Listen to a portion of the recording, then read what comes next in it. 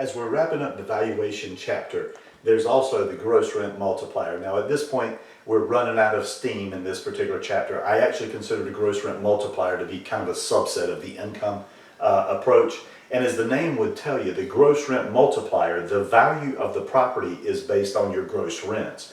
Now, you would normally only use this on small properties like a single family home that's used as a rental, or maybe a duplex that's used as a rental or something like that, or a duplex where somebody lives in one side and they rent out the other side. These people are probably not going to have a sophisticated operating statement like we looked at in the income approach, but they will be able to tell you how much it rents per unit. So what you're looking for is what the rent multipliers are in an area, and they should be somewhat consistent. So for example, look at the first slide that you have. It's titled Multiplier Determined by Comparable Sales. In this formula right here, what it's telling us is in this particular neighborhood that there's a comp that's sold for $480,000 and that comp rents for $4,000 a month. So let's look at what we have here. What we have here is the value divided by the gross rent, equals the gross rent multiplier. So the gross rent multiplier in this case looks like it's going to be 120. In other words, properties in this area that rent for $4,000 end up selling for about 120 times their gross monthly rent. Okay?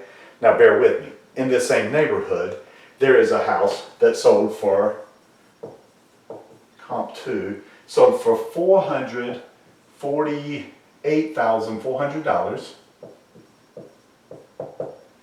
It rented a little bit less, which makes sense. That's why it sold for less. And then when you do the math on that, 448,000 divided by 448,400 divided by 3,800, you come up with a multiplier of how much?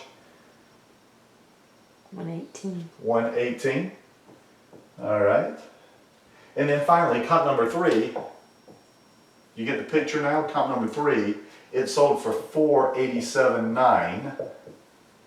We know that it rented for $4,100 per month.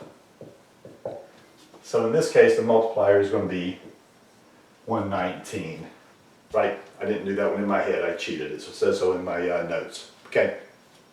So would it make sense to you that if a house came on the market in this neighborhood that rented for a certain figure, it would probably sell for I don't know, right around 119 is the average, so right around 119 gross rent multiplier. So let's say I found a house that I wanted to buy. I'm an investor and I want to buy it, and that house rents for $3,500. I completely made that up, okay? If it rents for $3,500 and my rent multiplier is 119, how much can I expect to pay for that property?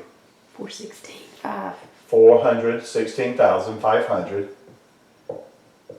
I may or may not be able to buy it for that amount, but it should be in that range. Remember, when the appraiser looks at it, they'll look at all methods. They'll look at income, they'll look at cost, and they'll also look at sales comparison, and they will apply which one is the most appropriate to that particular one. So the gross rent multiplier, if you feel like you need a formula, the formula is basically going to be value equals gross rent times gross rent multiplier. If it rents for $3,500 per month and the multiplier is 119, the value of that property is $416,500.